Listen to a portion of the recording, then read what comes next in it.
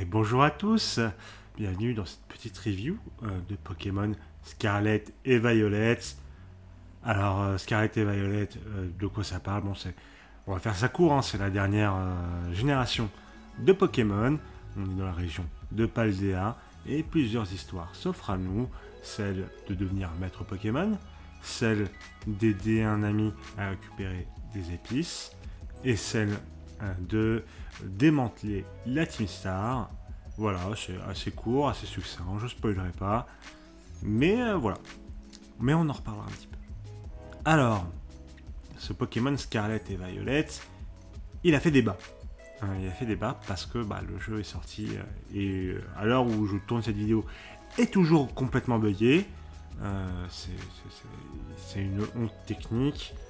Voilà, c'est des chutes de framerate à gogo, c'est moche, clipping, aliasing, tout ça, la totale. C'est important qu'on en parle. C'est une honte technique. Vraiment, là-dessus, il n'y a aucun débat. C'est une honte technique. Est-ce que ça en fait un mauvais jeu? Bah non. Non. Pour vous donner mon avis, c'est certainement le meilleur jeu de la licence Pokémon. Vraiment, je suis un grand fan de la licence Pokémon. Je joue à toutes les générations depuis le début. Je passe des centaines d'heures sur chaque jeu. C'est vraiment une série que j'adore. Et pour le coup, cet épisode-là, en fait, au bout d'un moment, tu passes un petit peu à côté de l'aspect technique. Au bout d'un moment, ton œil s'habitue à saigner. Si tu as de la chance, t'as pas trop de bugs. Moi, ça a été mon cas. Ça ne pardonne absolument pas le fait que le jeu soit bugué de partout. Et une fois que j'étais habitué, j'ai passé un excellent moment dans ce jeu qui est le premier vrai open world de la série. Je me suis perdu dans l'open world, je me suis baladé, j'ai cherché des Pokémon. J'étais en mode oh, il y a tel Pokémon ici, oh, faut que je le capture. Donc là-dessus, c'était une excellente réussite. Vraiment. Même en post-game, je découvrais des endroits que j'avais pas encore visités. Du coup, j'étais en mode ah ouais, trop bien. Vraiment, là-dessus, je dirais pas que c'est le meilleur open world auquel j'ai jamais joué. Mais il faut dire que c'est un open world qui fonctionne. Alors loin des open world avec milliards de quêtes annexes et de trucs à trouver sur la map, etc. Hein, sur la map, t'as quasiment que des Pokémon et des raids. Et quelques dresseurs à affronter. C'est pas parce que je sais qu'un ami que vous connaissez si vous suivez mon podcast Versus 5 va arriver, il va dire mais il est vite ton open world, c'est pas The Witcher. Oui, bon, désolé, moi au moins, Pokémon, j'ai envie de le finir, quoi. Voilà. Je me suis pas fait des potes, hein, mais non, je ne finirai jamais The Witcher 3. Vous m'en excuserez. Bref. Donc voilà. C'est un open world qui fonctionne. J'ai beaucoup aimé comment il est organisé, sa boucle de gameplay, sa boucle de découverte. Là-dessus, ça a marché terriblement bien. Je voulais aussi venir sur... je vous ai expliqué, introduire rapidement les trois histoires. C'est des histoires qui semblent terriblement bateaux, et pour le coup, elles sont terriblement prenantes.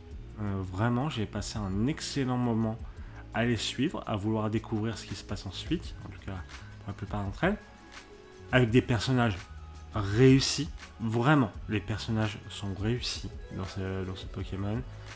On s'y attache, on a envie d'avancer avec eux.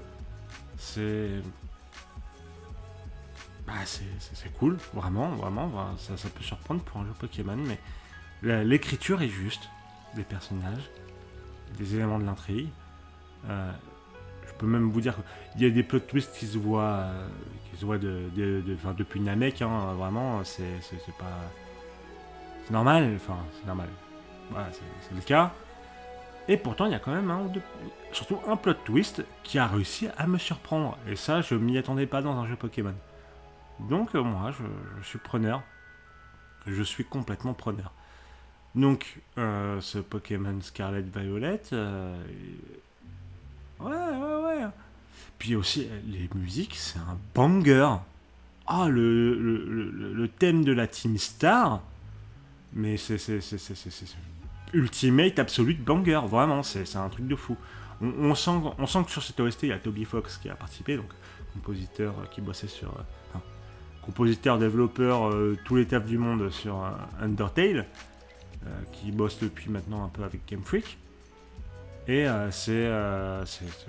ouais, oui, monsieur, oui, monsieur, oui, monsieur. Donc là-dessus, vraiment, sur l'OST, il n'y a pas le moment où, ouais, j'étais en mode, ouais, vas-y, donne-moi plus. Donc là-dessus, très content. Très content. Pour ce qui est, vu que c'est un jeu Pokémon, il faut parler un peu des Pokémon. Il y a beaucoup de Pokémon qui sont vraiment réussis niveau design.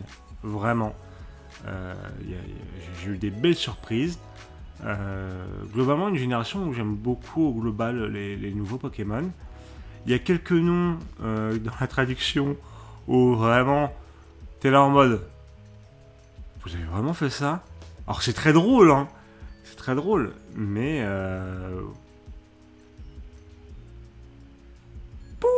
voilà, hein, c'était voilà. On parlera d'un Pokémon de type aquatique pendant longtemps, je pense. Voilà. Ou même d'un volant aussi. Mais honnêtement, ça m'a fait marrer. Ça m'a fait marrer. Donc finalement, ça marche. Voilà. Donc il y a quelques Pokémon où t'es un petit peu là, pas pour la traduction je parle, mais vraiment du design où t'es un petit peu là en mode... oui, ça manque un peu d'imagination. Mais au global, j'ai beaucoup aimé. Voilà. Donc voilà, on a parlé de la ronde technique, du scénario, des musiques, l'open world, les Pokémon. Je pense qu'on a fait un peu le tour. Je ne fais pas de partie spoil, mais sachez vraiment que le scénario est vraiment... Bon, c'est pas narrativement, c'est pas God of War Ragnarok, hein, on va pas se mentir.